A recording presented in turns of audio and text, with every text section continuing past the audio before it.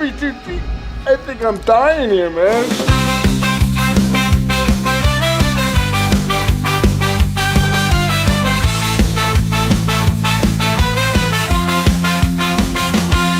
Through the haunted mansions and floors that creak, they lead us to the places from which we dare not peek. A journey through fear and the realm of the night. In every word they speak, our hearts ignite with fright. Welcome to the horror show, the Deep Cut Podcast, where nightmares come alive, ready to take their blow. Tune in to the chilling delight on the airwaves of the night. Let the darkness grow. Let the darkness grow.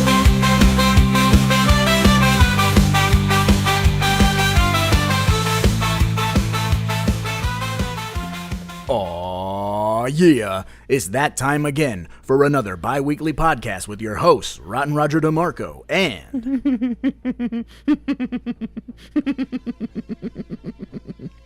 Oh, don't worry, Raj. It's just a routine operation. This is Evil Dead Inc. I'll be your doctor today. Is there a doctor in the house? Oh my gosh. If you ever thought Arnold Schwarzenegger was very punny and using a lot of one-liners in his 80s action romps, boy does Larry Drake say, "Hold my beer." Oh, he does. He says... For Dr. Giggles. My lord, the puns are aplenty in this movie. I'm sure that was the entire script for this movie. It was just write down every pun you can think of, doctor-related. And yeah, every doctor-related pun. And let's just write a movie about that. But before we jump any further in, or you're like, well, holy shit, there's a Dr. Giggles sequel? Are they doing a... No, there's no. We're taking a mini break from franchise territory to appease the monster inside of Raj, because he has a litany of one-and-done movies that he's like, we have to talk about these. We got to talk about these. So once in a while, we're going to take a stint from the franchise world, and we're just going to... Can't live in franchise world forever, baby. I don't know. I think we could. I entirely think we could. It would be a very interesting route, but I am not opposed at all to taking some one-and-done breaks, because there's a lot of bonkers movies out there that deserve a bullshit session about as well. So we're going to take the next 4 shows. Raj has picked 2, and I have picked 2, and we're going to rotate between picks and discuss some new cinemas. So Raj is up first. He just had to throw in the Dr. Giggles. I love this movie. You've heard us throw around the phrase required reading quite a bit when it comes to certain films of eras, right? Like you got your 70s films, so like The Omen or Exorcist, those are required. Yeah, that's be late 60s, maybe early 70s, I think 69. But yeah, these eras all have required reading when it comes to films, and we talk a lot about 80s. We've covered Elm Street, we've covered Evil Dead, Friday the 13th, Halloween. But as far as 90s required reading, 90s gets kind of tricky, right? Because the early 90s, everyone was lost. It's the lost generation. Everyone was like, don't touch horror, horror's dead kind of thing. And there's some weird little gems that kind of sneak in here and there. And to me, Dr. Giggles is one of those movies because it kind of ticks off everything that we love, that we enjoy. Just off the top of my head, let's run down. We have a nursery rhyme. We have a town that tries to cover up the daunting atrocities. Yeah, that they've committed and now they're gonna atone for. We have a specific look for a killer. We have specific tools of the trade, if you will. So it kind of ticks off all those boxes and makes a very interesting oddball movie that I don't think the world was ready for in 1992. But I'm still not sure we're ready for this. Like, it's I don't know when the right time is to release this movie. I'm not sure. It may have been like 92 or 86. Yeah, it definitely has that 80s splat stick, like dialed in to a T. Yeah, it fits a very I can't describe the genre of horror film this falls into, but you like, oh yeah, that there's a certain group of movies you can just throw together, and it's like, yeah, that's a particular set of skills, so to speak. Yeah. Out the gates, though, I'll be like, when this came out, I was like, initial thoughts when I first heard and saw anything of this movie was just the cover art and the trailers. I was like, that's stupid. Like, stupid name, stupid. And The Dentist, perhaps. it was years before I saw The Dentist, probably late 90s, 97, 98 Damn. time frame. Yeah, this is like, for whatever reason, those titles was like did not appeal to me at all. I'm like, The Dentist. I'm like, whatever. I was in that weird like that's too fucking childish from my adult children eyes of horror movie watching. Like, bring me the real shit, not this phony baloney. Just like it felt like the fucking mid '90s in wrestling, like where every wrestler had a day job of either a dentist or a garbage man or a plumber or something. I was like, so I felt like this was that era in horror movies. I was like, all right, so what's this? Oh, this one's a doctor. That one's a dentist. Where's the garbage man horror movie? Oh, yeah. Oh, we have. So, Pandarecki made that. Sorry, garbage man. yes. So that's interesting that you bring that up, because that's something I wanted to talk about. Because the 70s and the 80s, for the slasher boom, we tackled holidays. Let's tackle every holiday. Oh, I thought And you then were we going to kind go of- Satanism. I felt like Oh, Satanism, and then it was holidays. We ran dry of holidays. So then you kind of have to go professions, right? Dentist, doctor, whatever. Like you said, garbage man. Definitely sounds like last gasp of a dying idea. Yeah. It was like, well, we're out of holidays. What do we do next? Jobs? Yeah, the Fear was like a therapist doll. You know, like all these weird things. Therapy. Is there a whatever, horror whatever. lawyer movie out there? Where it's a killer lawyer and then he's like defending or prosecuting. No, that'd be a good idea. Like it's a killer lawyer and he's prosecuting people and framing them for crimes, and then he's putting them in jail for shit he's doing. Well, I was gonna say the closest you got is Cape Fear, but he's not a bad guy. Like, No, I want puts- I want Dr. Giggles. I want the Dr. Giggles formula put into a killer lawyer movie. what does he have? Like a fucking subpoena that's got razor blades around the edges. he throws that shit like Kung Lao and it takes heads off. He's like fucking Steve Austin in his cameos in Nash Bridges. He just carries a briefcase that's just got like the fucking metal corners on all ends, and he can just bash people with his briefcase Filled with bricks and gravel. Yeah. Yeah. We're probably not far off from like a killer judge. Someone out there, like you got the gavel, like I sentence you to death. Like that's totally in the realm of 90s. I mean, we got Judge Doom horror from possibility. Roger Rabbit, so that's kind of a killer judge. He does kill Yeah. people. Like, yeah, he kills toons and people. We just need the courtroom setting. We're doing Hollywood's work for them. Oh, if only we But- had a movie budget in the early 90s. We had Yes, just made and two Larry movies. Drake. Because let's hire Larry Drake for everything, to be honest. This movie, so you've got Larry Drake, who he's known for horror fans. He's one of those that guy faces.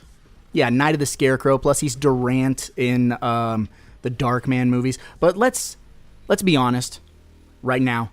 The true Be honest. star power of this movie is the one and only Dougie Doug. Everyone forgot Dougie Doug is the star power of this movie. I thought you were going to go with the clashing future WB stars of Glenn Quinn from the Angel universe. He's from Roseanne. One season, yeah, but and then he actually literally died. And Holly Marie Combs, the level-headed middle person of the Charmed franchise. So That's true. That's all I saw was No. WB stars going at it. But so, question for you: going back to Dougie Doug. What does The greatest name Yeah. in cinema history. What does the E stand for? Every day. Doug, every day, Doug. What are y'all filming?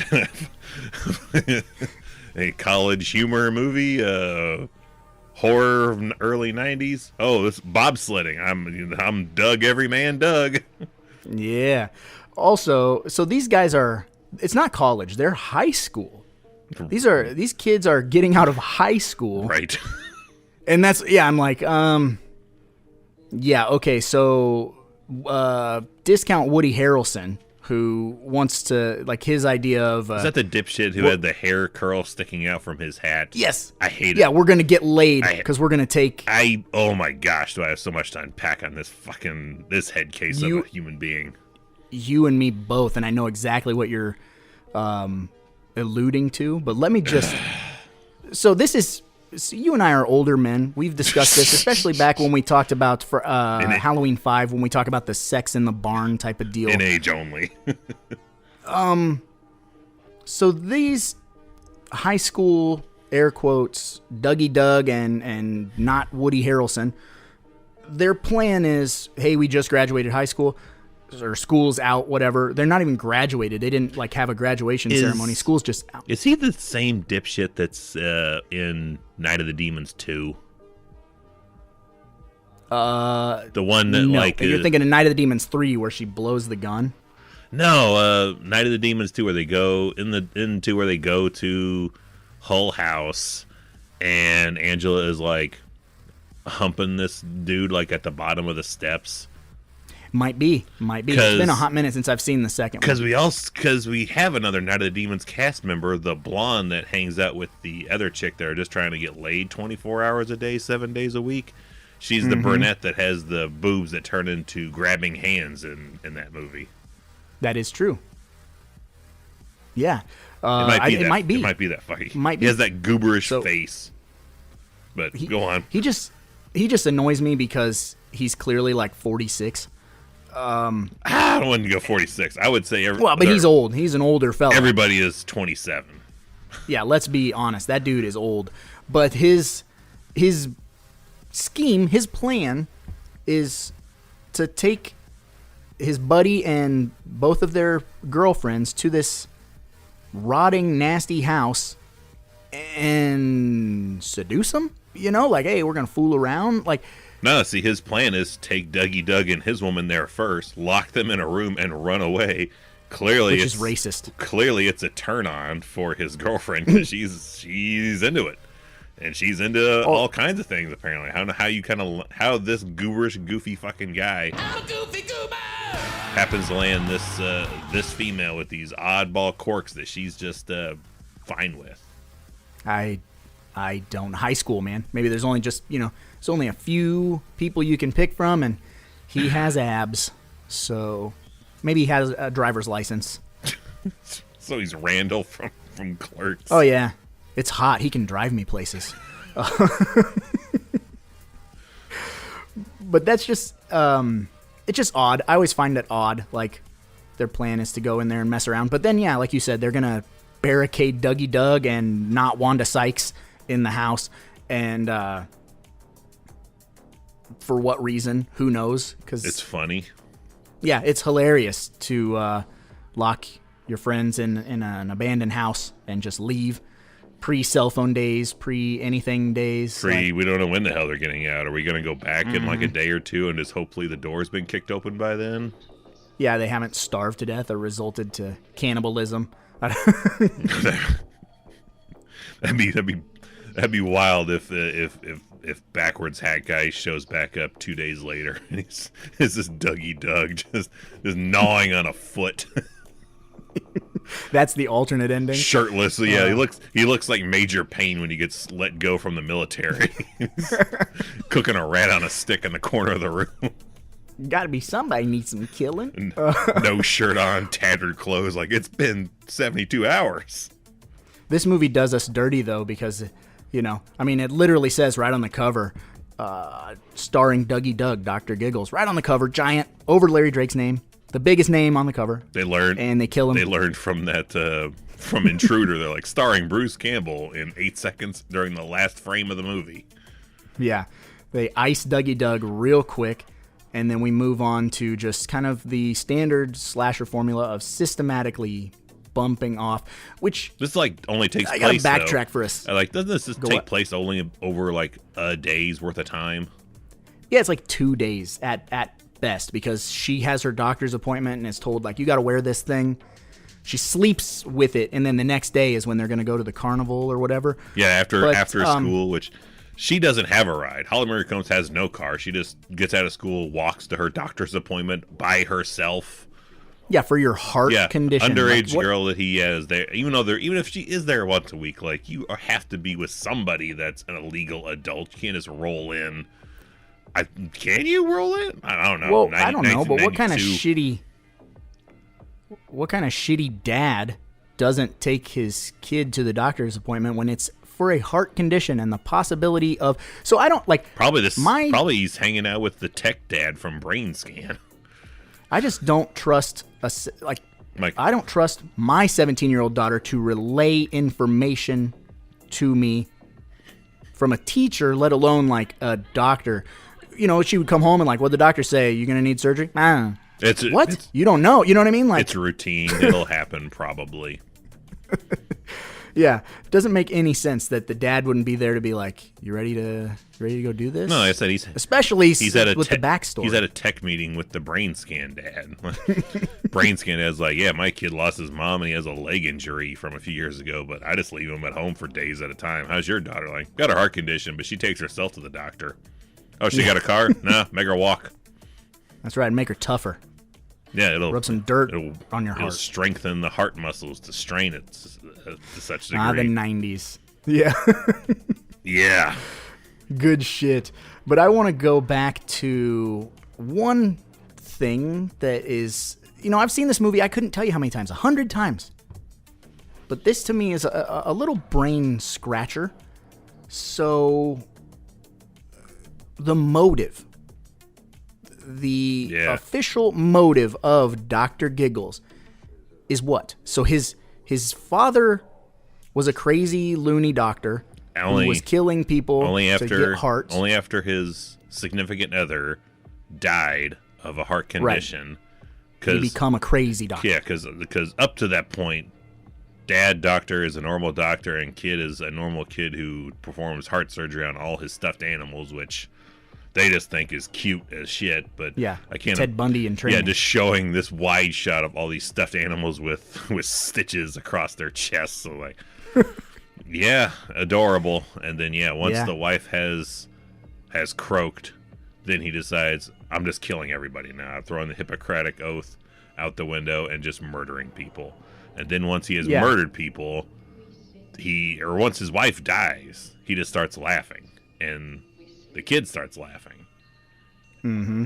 And somehow that progresses to him getting caught, captured, killed. They kill him, they kill him. And beforehand, though, he has decided that he will take his son, put it in the corpse of his dead wife's body and sew it up, but hand him a scalpel so he can cut himself out of his mother for a second time at a future point later on. I mean, like, just give it like 12 hours or so. They should have you brought to the morgue by then. Then go ahead and cut yourself out when you stop hearing a lot of noise going on. When you start getting cold because you're in a freezer, get out of there.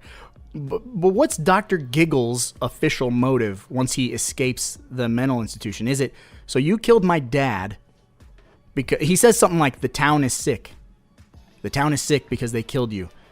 So is his plan...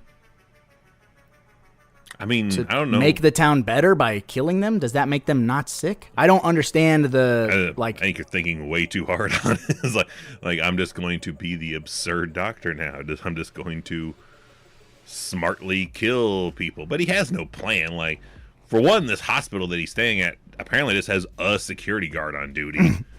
Yeah. Who he is dissecting in a surgical room that has like the observatory up top, which is just all the patients he's let out. And the entire security system is, one dude and 2 fences. that he just walks out of. And boy, if anyone was ever pissed they didn't put up enough barricades and searches for somebody escaping from a mental health facility in Halloween, you'd really be pissed at Dr. Giggles, because nobody finds out until it's like looked at in the paper. Like, oh, look at this shit. Looney bin just been upended and somebody has escaped. Huh? Nobody is out. Like, there's no Loomis on site. There's nobody out looking for this guy at all who has killed at least one person, two people, to escape from here, and nobody is out looking for him. And this is the residence. They have some straight up Halloween 2 and 3 shit going on, to where that property is just left up. Nobody's torn it down. Still standing. Elm Street Ford. Yeah. Yeah. And gosh, just even the dimensions of this house, which you go to the basement of this house and go behind a door, and there's an entire like hospital like facade going on, where there's exam rooms, overhead lights, drippy walls. Yeah, like they're the room where he decides the surgery room. They're like, there's this shit dripping from the ceiling constantly. Like, it looked like the surgery room looks like an actual basement, but then everything else. It looks like he's doing the surgery in the Evil Dead cabin basement. Yeah, but then like the rest of the hospital, air quotes, is fairly nice. Someone just got really like overzealous with the cobwebs. Yeah. They're like, what should we do? Like cobwebs and dust. Like cobwebs on everything. Everything? Everything! Yes, I said everything. Which, also, him having this underground whole hospital, which I suppose there's a level of, okay, I'll buy it, because he's the town doctor, so he's loaded. For one, when you're a doctor, you're loaded. So it would make sense that he was able to have a practice in his home, especially a small town. Oh, I thought this was all shit that he built himself. But once Larry Drake comes back, this is a dilapidated house, but yet we're bringing power to it. It's like all of these things. Which is easier to believe, this underground hospital layer or the tunnel system in Halloween? Was that Resurrection? Yeah, Resurrection.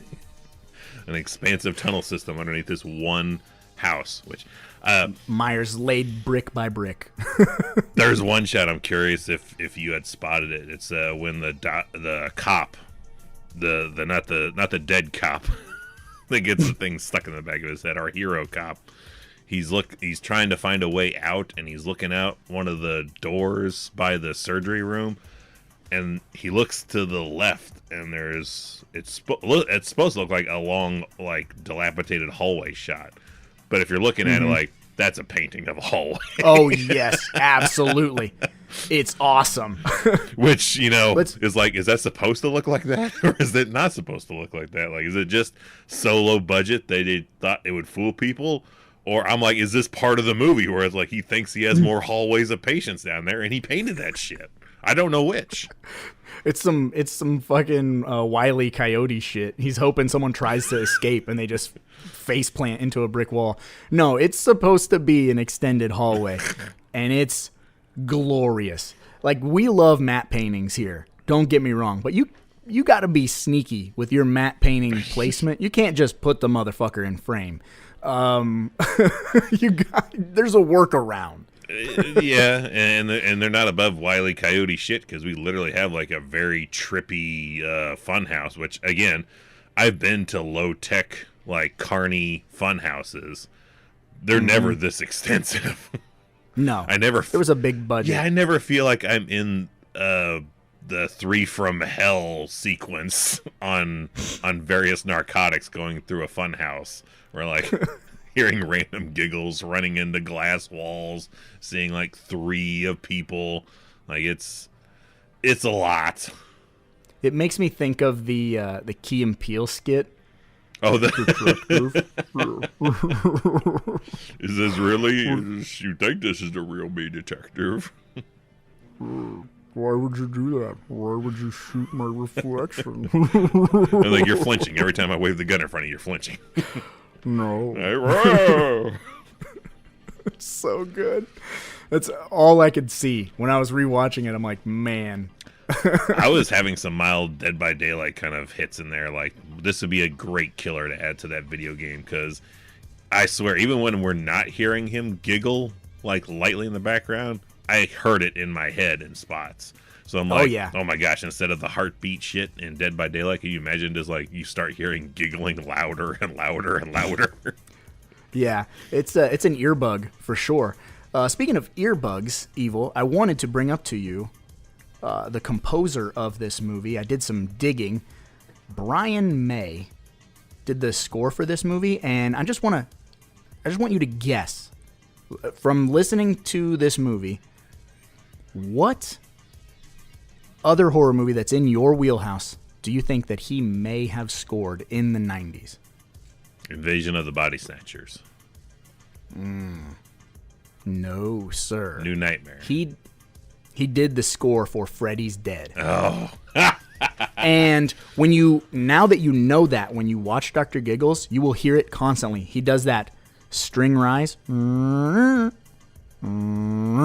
He does that so much in Dr. Giggles, and he does it in Freddy's Dead over and over. It's Harry Manfredini-esque. Like, he just took this one thing that he's good at and is like, I can put it in places, you know? Like, no one will know the difference. I mean, if Manfredini made a career off it, why can't Brian May? Oh, yeah. Yeah. He's still doing that. Still like, let me just stab some violins right quick. I was like, it's still effective, so I was like, send me my check. It still works. Absolutely. So I have to go back to curly hair, backwards hat guy to unpack. Let's do it. Unpack this guy's weird ass shit. So he brings his girl back to the house where they're gonna get busy. Canoodle, if you will. Yeah, and for the young kids. And for all the not females listening, I'd love to get your opinion. How gung ho are you if out of nowhere, let's transport back to when you were 17, 18, 27, and your man's like, all right, tonight I want to vary it up. I was like, I want you to dress up for me tonight, but to save money on me actually spending anything for you, I just swiped some lingerie from my mom's briefcase when she was going on vacation. So can you take some of my ma's lingerie here, throw this on, and then we gonna bang? Yeah, that's odd. And again, to say the least, she's fine with it. She's a dirty, dirty girl. She just is like, cool. Her only requirement is, all right, if I'm dressing up, you're dressing up too. Hands him a condom, and he's like, oh man, where'd you get this? Yeah, see, and that's why do characters in 90s horror movies always react like it's a fucking nuclear bomb or like the world's worst thing that could ever be shown to them? It's always like, oh, I fucking hate these things, man, or whatever. It's always like some kind of level of disgust. Because clearly in every TV show, film, anytime you ever see it, whoever gets a condom and is able to put that shit on, no problems. Everyone has issues, including this guy who drops it in the open toilet, and then it takes him seemingly 10 minutes to fish a condom out of a toilet bowl with a toothbrush, and he puts like 4 holes in it. Because when he picks it up, of course, it's full of water. And it's leaking out of 4 different spots. And he's like, which I'm guessing he's just gonna bareback it. He just decides to like just bullshit her and be like, yep, it's on. Feels like nothing. It's most of one of them lambskin ones. It's real nice. Very, very slippery. And then the capper for all of that. Oh yeah. Is he Go ahead. climbs into bed to where there's a figure already in the bed. And much like Shelly from Friday the 13th Part 3, he doesn't notice that it's not a 98-pound... Much bigger Shelly? Yeah, like, oh, not 98-pound high school girl that I'm dating in my mom's lingerie. It's bulbous ass Larry Drake. Yeah, it's early 40s, 6 foot, 280-pound Larry Drake under the bed, and he gets all the way up on him before he's like, "Guh?" Yeah, and that smelling like man aftershave. This motherfucker's shaped like an onion in a lab coat. Like gets all up on his face, and you would feel that like breath coming at you. Yeah. Them big ass nostrils. And there's that dead stare in his eyes, and he's just like, "Guh?" And then it looks like he gets his power source sliced because we have a blood stain over it. But later on, he has like a big wound under his like left pectoral muscle when he's in the doctor's waiting room, doesn't he? Yes. Well, because he gets the heart taken out. That's where Larry Drake takes all their hearts out. Oh yes, that's right. He has the bucket, the room temperature bucket o' hearts. Yeah, he's got the story of the 3 bears of hearts in there. This one's too big. This one's too small. This one fits just right. Yeah. So apparently, there are a lot of scenes on the cutting room floor because the MPAA went pretty hard at this movie. So a lot of the gore got dialed back super hard. So this got a shout factor release, didn't it? It did, and it's on my list of things I really need because I still just have that Good Times DVD that's like full frame. Yeah, pretty rough. The options are play and not play. Yeah, I think maybe scene select if you're lucky. I don't even have that. Yeah, so I really got to upgrade. I don't think there's any deleted scenes on that Shout Factory, but I do know in my research that there was a lot of stuff cut out of this movie, which is a shame because when you watch it, it is fairly tame. Yeah, I was wondering in spots. I'm like, the only nudity is shown is from this fake mom corpse that is borderline again looking brutal massacre like. Yeah, you look at the face. Best $100 you ever spent, huh? Like I could have this in the backseat. I'm pretty confident I would not get pulled over for murder, unlike what I was being told from the special makeups department for brutal massacre. Yeah, but there's no nudity in it, and yeah, when we get to death scenes, a lot of them are fairly like this could play for TV. This would be a real easy television transition for editing. Yeah, it's pretty dialed back, and I think that's specifically because the MPAA just was like, we ain't having it, and but as a result, you could go pretty fucking hardcore with this if you wanted to, particularly you could. when they're getting ready to prep for Holly Marie Combs' real surgery. And Larry Drake just shows up saying he's the doctor, and he's pulling out all these tools that look like shit you would work on a car with. And yeah. I go, well, these are some of my personal instruments I'm going to use. Like, all these things would be like, could be human centipede level, like, getting down and dirty. Yeah. Also, where did he have the time? Because we've determined it's been like, it's a day or 2 at most. Yeah. This whole movie takes place over 2 days. Yeah. Those are his personal instruments, so he made them. Not his father, because his father wasn't like a mass murderer maniac. His father was like a cut your heart out when when you're under anesthesia and get rid of the body type of guy. He didn't have all these crazy oversized Band-Aids and spring-loaded knife guns and sharp thermometers and all this shit. So Larry Drake himself, in his madness, is building these in his doctor's lair. Not only does he have time to build all that, he has time to grab every single corpse that he has killed throughout the runtime of this movie and drag them to this house, to the basement, through the door, into the waiting room, including the guy whose ID he steals to escape from the goddamn hospital that he's in. Must have put him in the trunk.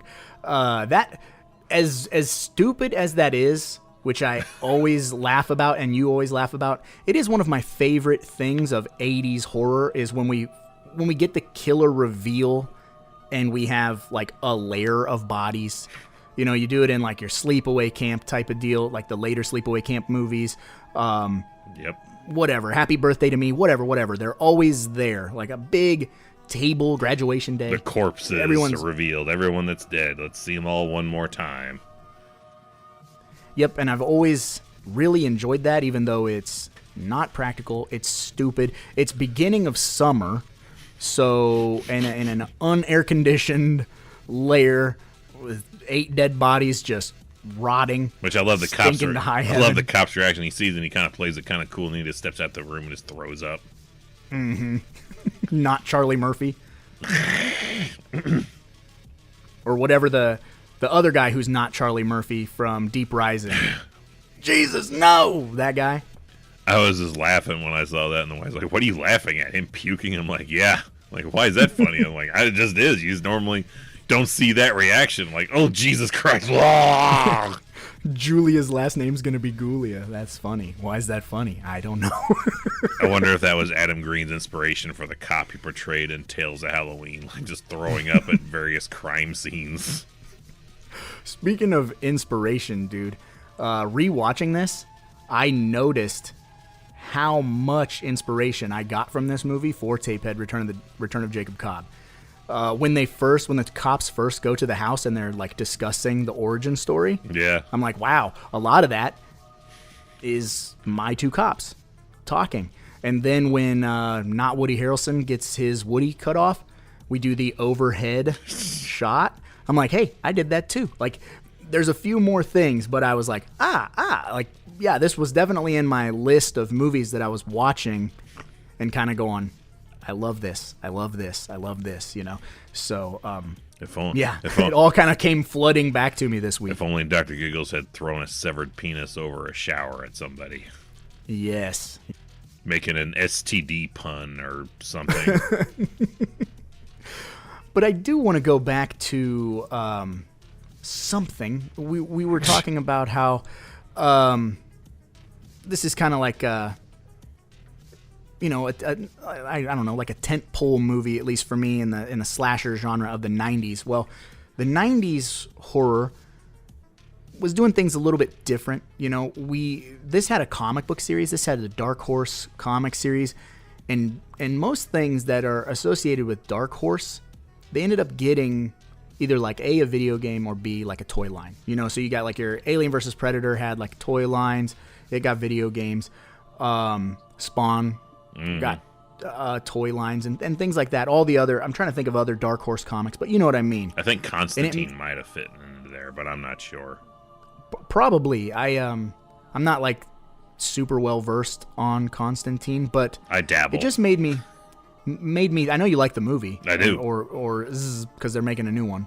So I like the movie. I liked the show when it was on. I caught bits and pieces of the show. I didn't catch it regularly. The season it was on, and I've got some of the comic books. I've got one that's entirely over Papa Midnight, so I've got some stuff. But yeah, I'm just a little hazy. I'm like, I've relative confidence in saying Dark Horse was behind Constantine or Constantine, if you're really hardcore about it. Not. If you like to pronounce things properly. But it just made me think, dude, we kind of missed the boat on how, especially around this time, because we had like The Shadow, he had a toy line. Batman stuff every movie had a toy line.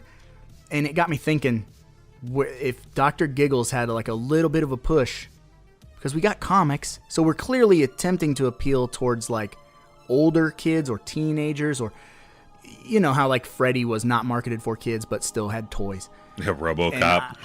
Yeah, like where's our Dr. Giggles like lair and a couple of figures? You Lego know, like that sets. doctor's office is prime, and as gross as it is, the mother autopsy body.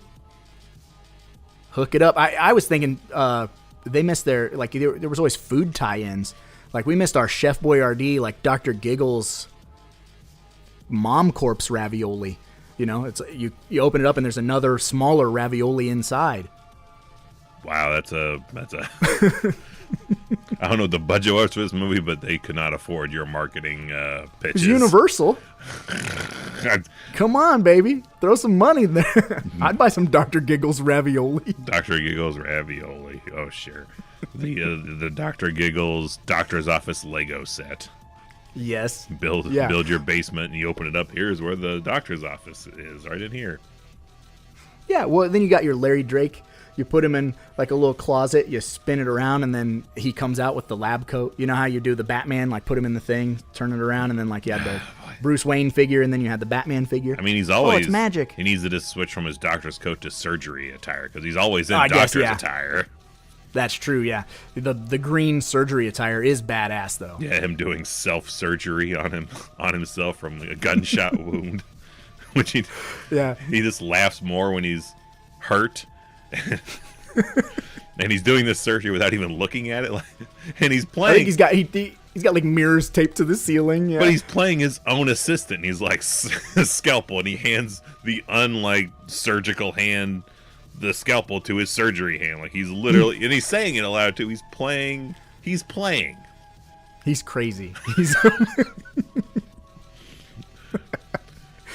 The doctor is in. That's our borderline right there. Like what makes him crazy is he's performing self-surgery and talking to himself as his own surgical assistant. Not the fact that he's got 7 or 8 bodies in his own makeshift doctor's office room and he's got a bowl full of hearts ready to go, or that he somehow made a Band-Aid that's about 3 feet long and a foot wide, puts it over somebody's face and it kills him instantly, or puts a blood pressure cuff around somebody's neck. A giant blood pressure cuff too. Yeah, that thing's fucking huge. It's like for King Kong. That was... I always get slightly panic attacky during a blood pressure check. So. That was a tough one. That was a tough one to watch. I was like, oh gosh, I loosened my own collar up on that one. There's a lot of parallels with like Child's Play, because when he attacks at the psychiatric place, he uses like the electroshock therapy. He uses the fucking reflex hammer. It kind of plays. We kind of have like similar sequences. The basic doctor tools just turned into evil accessories. He's got the classic doctor bag, but yeah, he pulls out that reflexes thing that looks 3 times bigger than what it should be. It's a sledgehammer, yeah. Yeah, the giant Band-Aid, all the tools, like I said, he brought out for surgery. What is he killing? Like he has a syringe full of something he sticks in Dougie Doug that makes him just start spitting out slushy mix. I don't know, it's just green Kool-Aid. I'm not sure. And also he does the old pill swap on the old crazy lady too. Like there's that. Oh yeah. He didn't need to do anything else to her. He swapped the pills, just let her die, but instead like we get that cool in-mouth camera like Nickelodeon ass POV.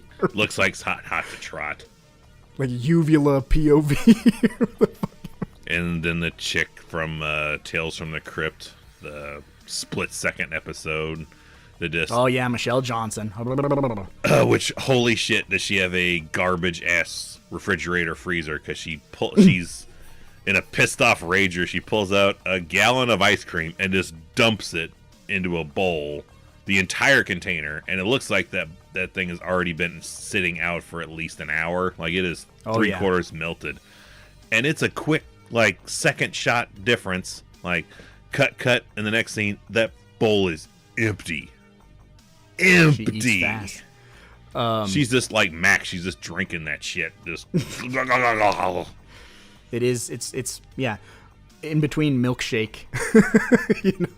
Yeah. Which we don't get any nudity either from her, even though she has a sex scene that we hear from another room. Or maybe she's by herself in there. We don't know. I don't know, but I want to peek. Maybe she makes the dad just stand in the corner and watch. Watch. Just say Blair Witch 3 times and then you can turn around. Which brings me to this next segment really quick, Evil. I think it's time for our Brown Panty Award. Oh, baby.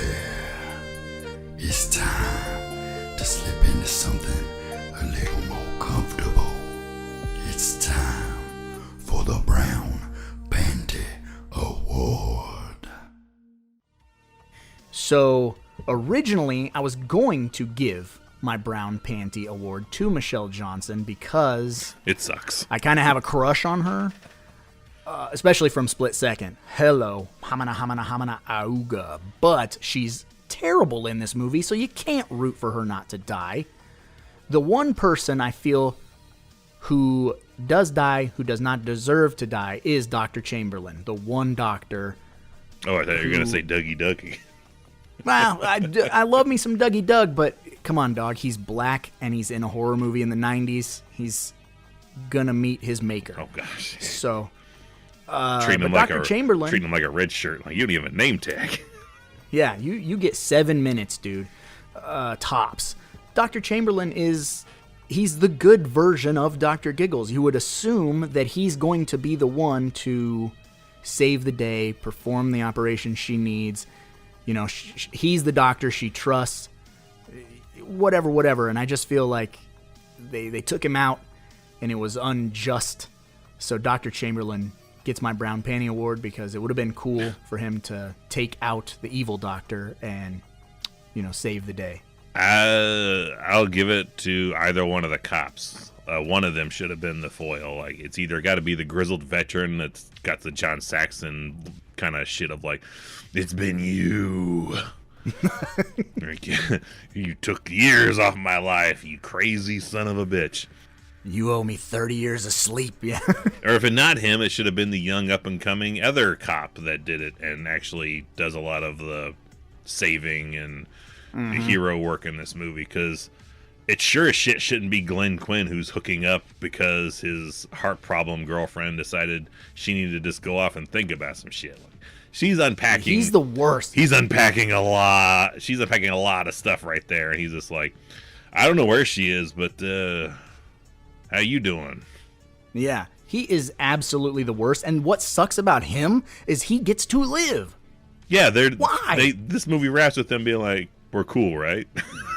It also wraps with one of our most, I guess, one of the things we poke at the hardest, especially when we talked about Freddy's Revenge, is it ends with all of their friends are dead, and then Glenn Quinn goes, that was like some start to the summer, huh? Like, ha ha ha ha ha. Everyone you love is dead. Yeah. But her dad's still alive. I kept thinking. Well, yeah, okay, the dad lives, but like all your friends are fucking toast. But in fairness, I always forget the dad lives. When we get to the scene where he's actually coming to, I'm like, is this a dream? Every time I'm thinking she's going to wake up at any minute now, I'm like, this is a dream. He's not really alive. Because he was dead. To me, he was dead. Oh, the golf club. Right? He takes the golf club to the nug bone? No, that's the... That's the other cop. Yeah, that's the cop he's fighting. Cause okay, that's when he's got his other line, like, I do what doctors do best in golf. Never call golf a dull game again. Ninja Turtles reference. Deep cut. But yeah, I would give it to one of the cops that should have lived and been the savior. But yeah, if there's an opposite of the brown panty, it should definitely go to Glenn Quinn, who survives and has no right at all to be surviving this movie. Yeah, his award is a 2002 heroin overdose. Which rewatching, I'm like, kind of fucking dark. Where he's like, they're like, do we have to, drink to have a good time? And he's like, it's a good start. And I'm like, oh man, too soon already, Glenn Quinn, on your own death. Did you notice that right after that, when they cut to the wide, he throws that full bottle of liquor out of the car, and it's like, so he's an aggressive asshole. But then he throws out his fucking hard liquor because she's like, I don't want to drink. She didn't say you don't have to drink. You know what I mean? Like, she's not condemning you from having a good time. She just does not want to drink alcohol, but he takes it so personally, throws his fucking alcohol. Because the underlying unsaid thing there is, well, if she doesn't get drunk, how am I going to take advantage of her if she's in a sober, constant state? Like, she's never going to make a bad decision with me if she's thinking clearly. Well, if he drinks that whole bottle, his dick isn't going to work. I don't care if he's, air quotes, 17. Who knows? And again, reasons why I would want even the old cop to be the one to live, because he's having a ball breaking up the what's it, Breeders' Cove or whatever it is. Yeah, fucking Breeders' Hill. Yeah, Breeders' Hill. Like, we need to work on renaming this in this town. Like, we have a list of things we need to do. And right next to tearing down the old doctor's house, we really should rename Breeders' Hill to anything other than Breeders' Hill. It used to be Shit House. Yeah, it's fucking... Yeah, fuck Top Mountain here. Yeah.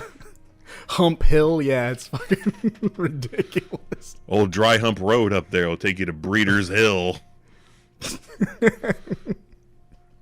Yeah, and fucking Blue Balls Bridge. If you hit Conception Cul-de-sac, you need to just circle around and come on back. You went too That's far. right. There's only one way out. And only one way in. God damn it.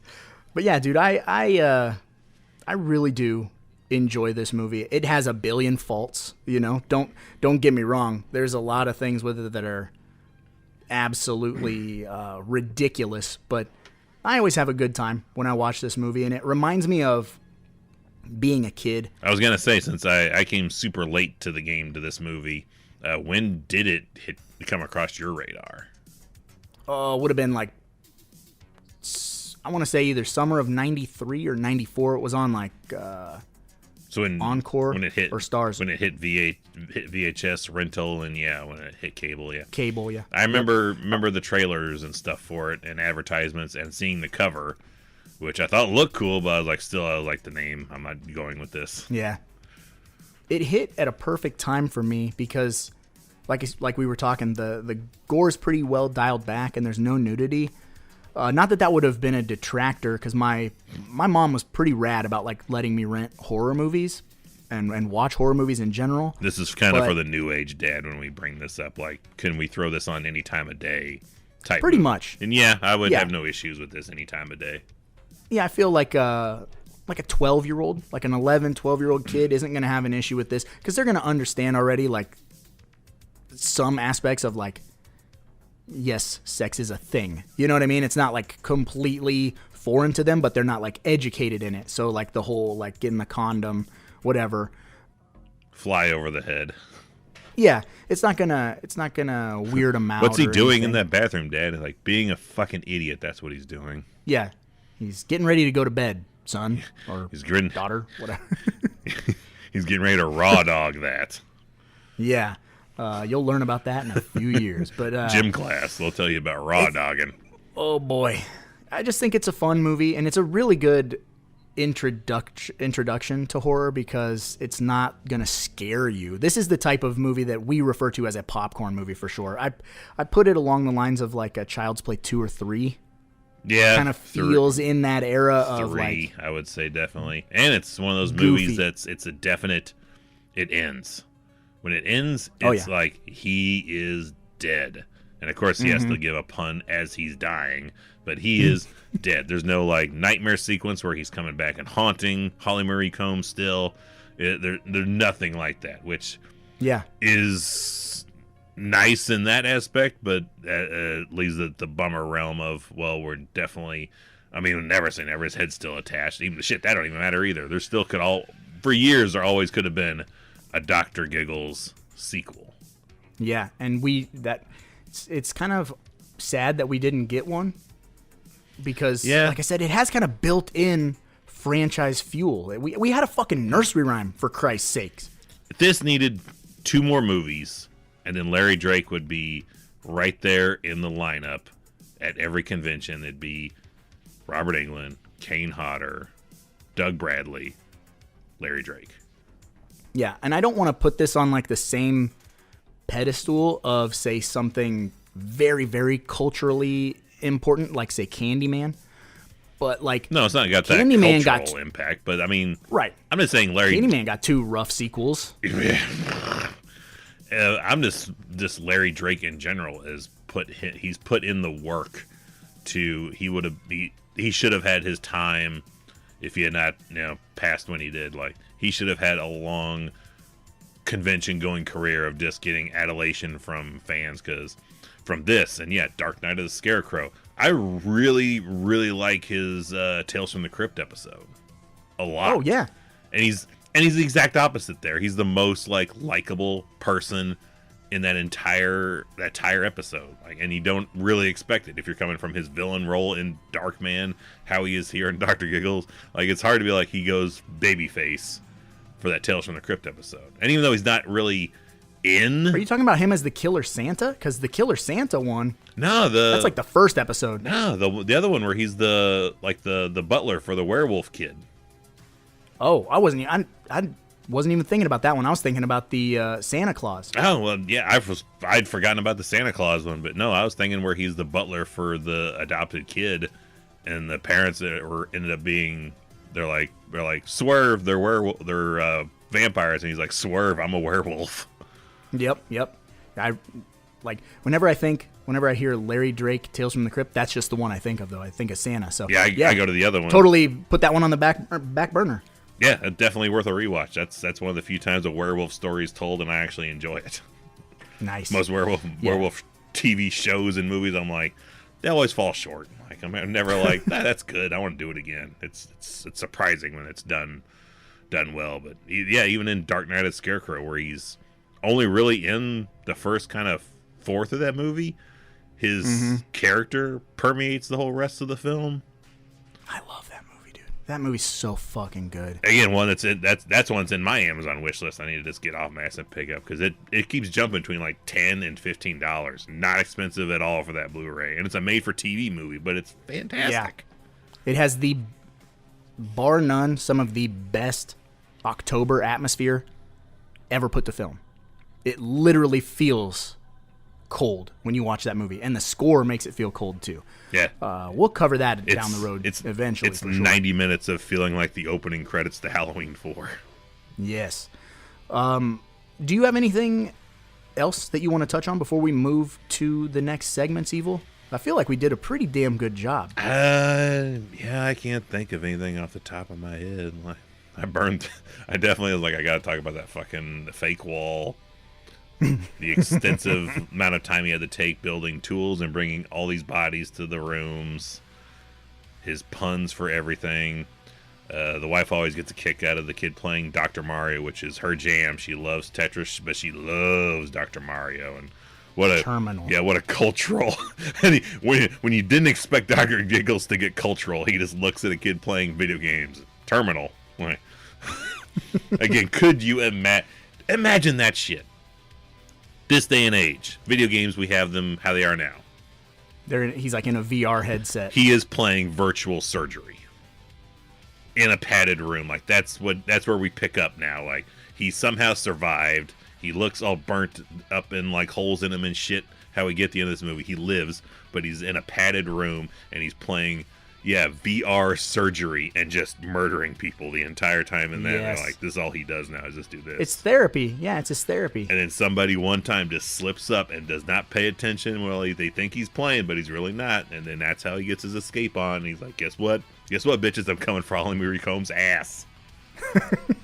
Yeah, that's the legacy sequel that we need. Yeah, because what I mean, post Charmed, only thing I can think of that I can remember her being in is she's playing a celebrity trying to learn how to play cards in Ocean's 11. I don't know, and I never watched Charmed, so I didn't either, but I remember her being in it because I want to say Buffy or Angel would follow that show when I'd watch reruns of it. But yeah, she just shows up in Ocean's 11. She's just playing herself, trying to learn how to play cards with Joshua Jackson. And I think the kid from Joshua Jackson rears his ugly head. Yeah, and the kid from that '70s show, not the one that's in jail getting raped around the clock and beaten. Topher constantly. Grace. Yeah, Topher Grace. Topher Grace. Brad Pitt trying to teach other celebrities how to play cards. I think I've only seen Ocean's 11. That's it. I've never seen the rest of them. Yeah. So, and it's been when it came out, I think. So it's been years and years and years. I'm not a big like heist movie guy. There's a great Rick and Morty episode about heist movies and how fucking ridiculous they are. For any Rick and Morty fans that listen to us. But yeah, I suppose, Evil. Does that mean it's time to move on to the next segment? Yeah, it's time to just go into the vitriol and hate. It's time for them 1 stars.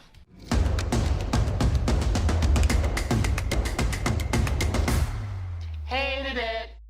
Not too many of these, but there's a few. Bound to be a couple. Breeze on May 27, 2021, 1 star. Nope, movie sucks so badly. Oof. 2021 though, that's pretty recent. That's kind of crazy. Yolanda Denise Davis Wilkins. She must hate going to the DMV or setting up appointments. Anytime you have to say your full name and spell that shit, she's like, I'm gonna need. She should just have secondary papers to hand to you, but like you're gonna need more room to fit all. Yeah, her driver's license is like 7 inches long. Yeah, you have to turn it over on the other side. Her name isn't immediately. It runs into donor written on there or non-donor. 1 star though on May 28, 2020. She says 1 star, not described, didn't play at all, and no refund was given. Not described. Yep, she wrote. Probably bought a not different described. region. Yeah, bought a different region. I need to get me a region-free player so bad. Me too. Just I have 'cause one, but I know it's on the fritz. That Nightmare 4 Steelbook 4K got released, but it's only in the UK right now. So There's some really nice German. There's a German company that puts out these really nice German media books, and wow, they're fucking cool looking. I cannot wait for that Elm Street set date because you know it's got to come this year. It's 40 years anniversary, 2024, 1984. It's coming, but when just is it refreshing Shout Factory? You're just refreshing. Yep. Because it's coming, and I was like, all right. I already told the wife, I was like, be prepared to be pissed at me. She's like, what for? It's like, the bill's gonna come in for this because I can't say no to it, and you're gonna be angry. Kind of told Megan the same thing about that Hatchet set, $70. Not bad. No. But I already own 1 through 4 already, and I think I own 2 copies of 4 because Raven Banner put out like a special edition, air quotes, and it just had a slip cover, didn't have anything different. But I got duped. And wait, does she know about this already? Does she know about the $70 edition? Yes. Damn it! I'm like, you just start laying groundwork. So you just like, man, I was gonna watch Hatchet 2 and it just wouldn't play in the player anymore.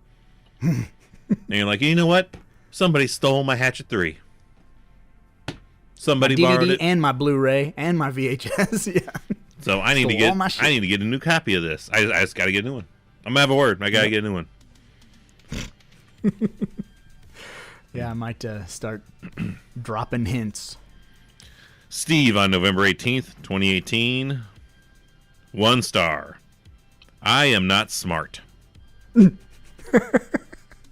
1 star is for me, apparently. I cannot read the fine print. The movie is in a foreign language. Oh, French. What do you think the subtitle or the Le doctor overdub the doctor is in.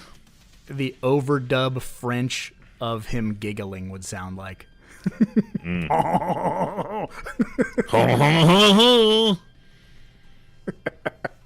can't even do that quietly like a giggle. Oh,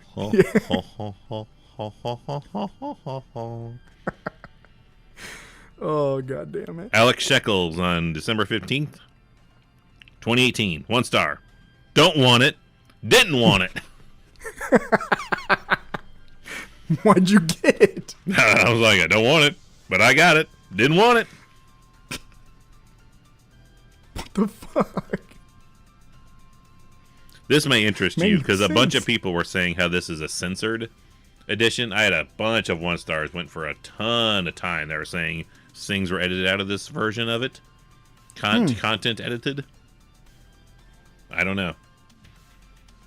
I'm not sure. I'll run them side by side. I was got doing a Prime VHS and the DVD. Yeah, I was doing the Prime Video 1 stars, and yeah, that's what they were saying is a bunch of shit was edited out of it. There was endless 1 stars complaining about content not being edited out of this. Do not buy it. Well, we've run across that a time or two. So that's why digital is not awesome. Own a physical copy. It can't change. They can't come in and change your music or take scenes out of a hard copy. And the final 1 star from Barbarian. November 9th, 2007. 1 star. Larry Drake looks evil but can't act.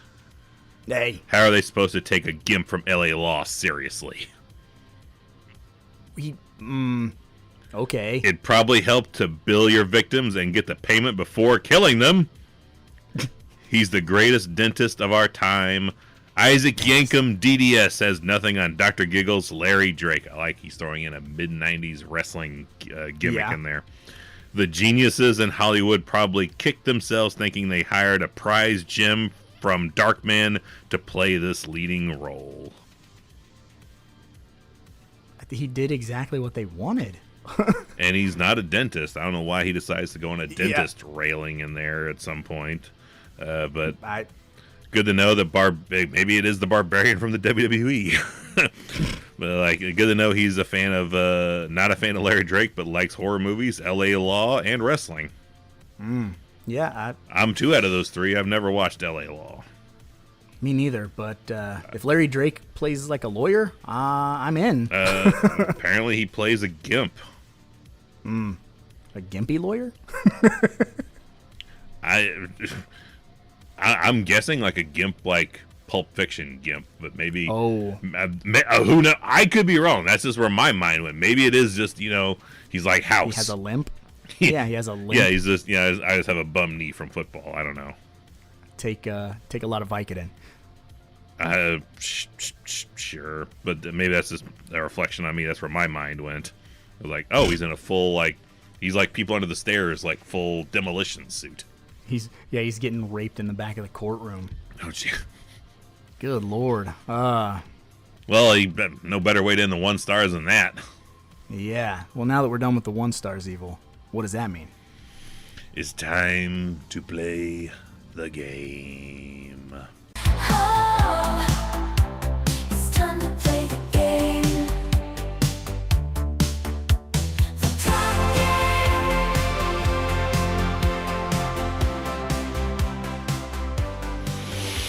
It's all about the game, and how you play it. This is gonna hurt you more than it hurts me. I love his strained laugh after like he's been shot. Yeah. Oh my God, it's so good.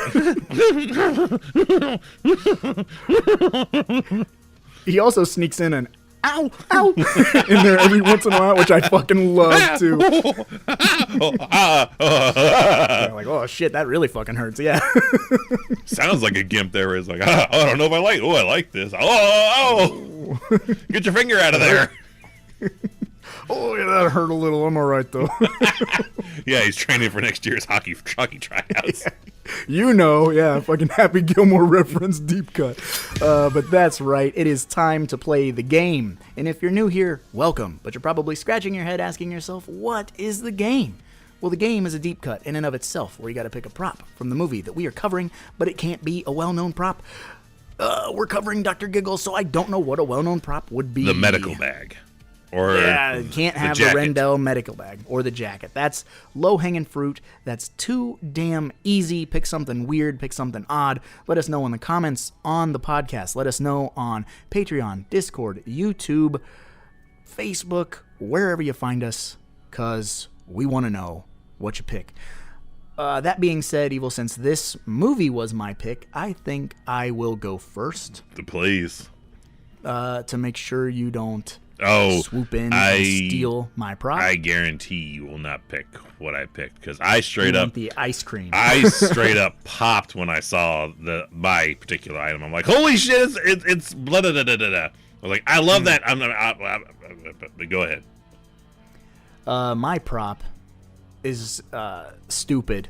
So I've loved it ever since I was a kid. I've always thought it was nonsensical, and we even poked fun at it in this past hour. So my prop is the giant oversized Band-Aid, because you can't I don't know where you get one made. Like he really just needs, I'm surprised there's not, he just needs a really like oversized syringe, like a syringe that's like the size of a jackhammer. And I say that, or like a traffic cone, like something that ridiculously large, like that he could go fencing with.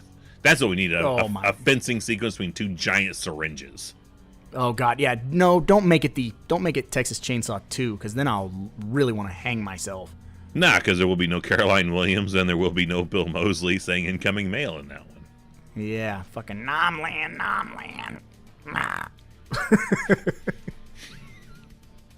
So much yelling in that movie. Yeah, so, well, if you didn't pick the giant Band-Aid, Evil, what's your pick? My pick is kind of hidden. It's in the background of Jennifer's room. But when you're looking through Jennifer's room, you look in one of the corners, she has one of the old dancing Coca-Cola bottles. Or cans.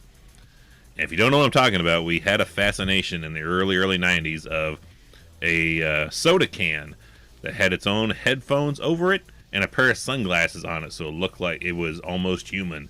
And it was battery operated. You could hit a button on the back, and it looked like a regular can, but then once you hit this button, it would start dancing from left to right, side to side. And I used Like to a have Billy one. Bass. Kinda, but it was literally just the shape of a soda can that had a little pair of headphones on it and a little pair of sunglasses on it. So it was dressed up like a little Mr. Potato Head, but it would dance and sway, and the can would bend like you're crunching it left and right, but it wouldn't make a crunching sound. It would just play some music. But I used to have one of those. It was a Pepsi can. So to see one of those again, I'm like, I had the Once Upon a Time in Hollywood shit going on where I was like, I want that. That's what I want. That's what I want. There's my prop. You like the gum chewing? Strong. That's some good getting out of a car scene right there. That guy's a fucking asshole. Oh, if we only gave them to a podcast in the time frame they did it. Oh, please. I wish that they just had a podcast in real life anyway. I'd listen to it constantly. But that's a really good, weird, oddball. That's a perfect example of an oddball prop for anyone listening who's like, well, I don't really know, like, what to pick. Like, you can go the obvious route, kind of like I did, and pick a means of destruction, a weapon, something weird that's in the forefront. Or you can go the evil route and find something really obscure in the background that if you had on your shelf. You may have used to own. You just want it back again. And you're like, oh, this is a double whammy. It's also it's a prop from a movie, Dr. Giggles. Yep, and it's a weird conversation piece. That's kind of the crux of this game. Is like you want something weird in your, like, if you had your own little museum of oddball things, you could tell these stories to go down these rabbit holes, and that's perfect, dude. Yeah, the whole time Spot I'm watching, on. I'm like, Nailed it. shit, what am I taking? What am I taking? What am I taking? I saw that, I'm like, done. I'm all done. Easiest prop to pick in the world right there. Can I have the giant in the mouth prop so I Sure. can get some cool Camera mouth angles. POVs? Yeah, why the hell not?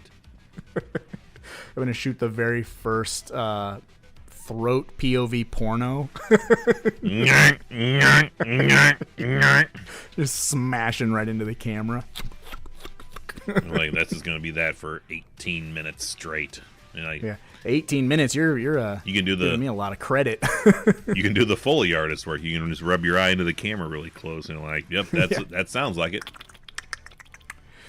Oh, good God, that's a pretty good place to end, I would think.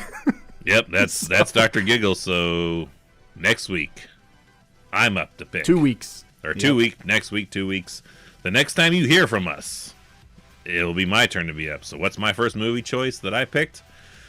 I went with something a bit more current, a bit more fun, something that actually More current than 1992, you say? I say, and something that actually if I remember right, something you watched and initially didn't care a great deal for, but it was a rewatch, and you're like, no, this clicked. This is better than this is one of those movies that proves the theory of give things at least 2 to 3 tries.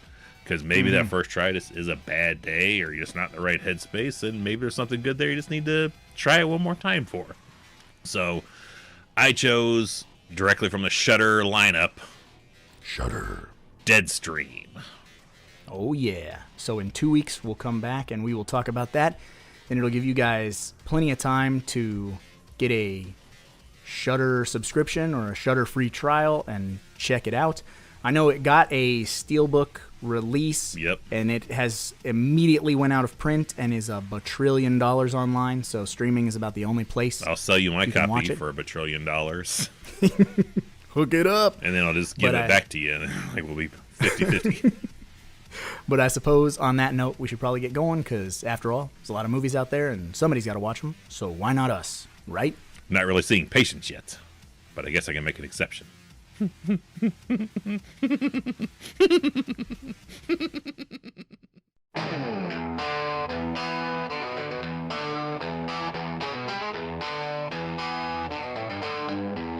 Dr. Giggles creeping in the night, scalpels flashing under neon light.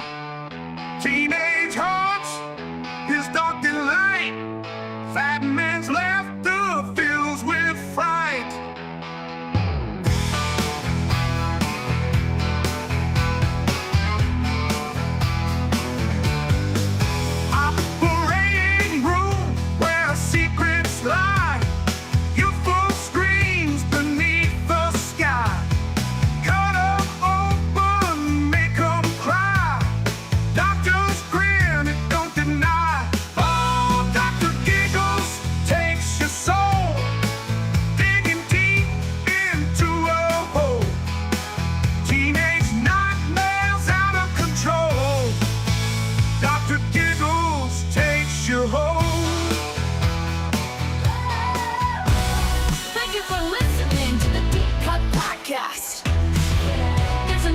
episode every 2 weeks.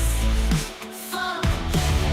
You can find it on Spotify and all major podcast apps. Don't forget to let us know your prop pick. Every 2 weeks, there's a new episode. So rate us and subscribe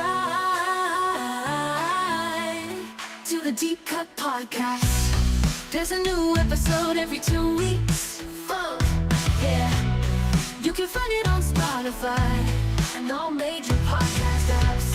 Don't forget to let us know your prop pick.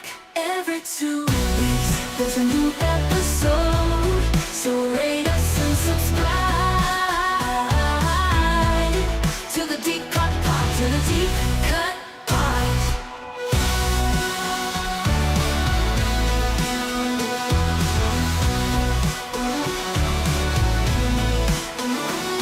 You can find it on Spotify and all major podcast apps. Don't forget to let us know your prop pick. Every 2 weeks, there's a new episode. So rate us and subscribe to the Deep Cut Pie. To the Deep Cut Podcast. To the Deep Cut Pod. To the Deep Cut Pod. To the Deep Cut Pod. To the Deep Cut Pod.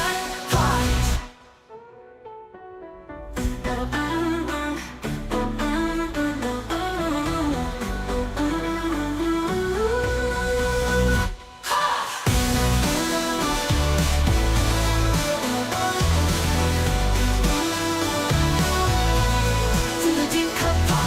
To the Deep Cut Pod. To the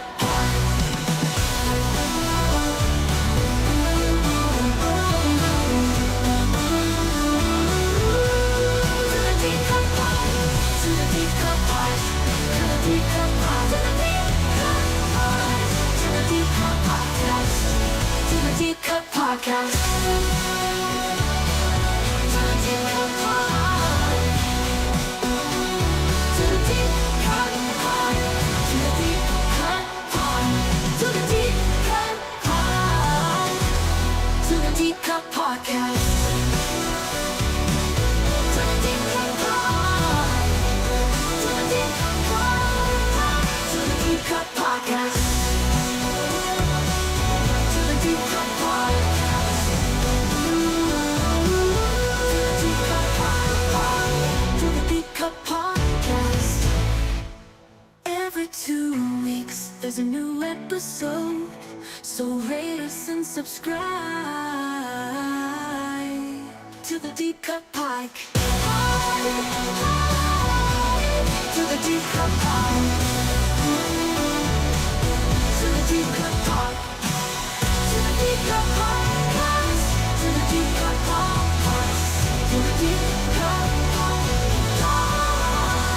To the Deep Cut Pod. To the Deep Cut Pod. To the Deep Cut Pod. To the Deep Cut Pod. To the Deep Cut Podcast.